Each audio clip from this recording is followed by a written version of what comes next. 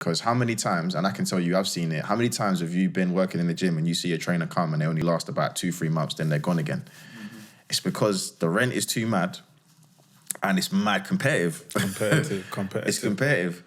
And if you ain't got the personality for it, or you don't know how to market yourself, and this is why skill acquisition is the most important thing that you can do in this coaching game. Because you can get certified, but if you ain't got the skills to market yourself above the competition, and we're going to get into this about why you need to try and stand out a bit more, then there's a reason why you're probably not generating any leads at the moment. For anyone who doesn't know that's what's called skill acquisition. So it's just investing in yourself. So learning how to do marketing, how to create better content, how to generate leads, how to do sales.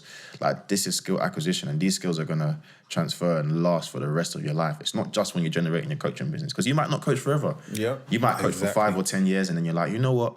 I've learned so much about sales. Maybe I want to do sales coaching, or I want to do digital marketing, and that's one of the things that, as coaches, we can be a little bit short-sighted, because we're like, oh, it's £30 an hour. Let me just take this session. We're not thinking, oh, you know what? In 20 years, I've learned so many skills. I can probably go into like 5 or 6 different fields right now.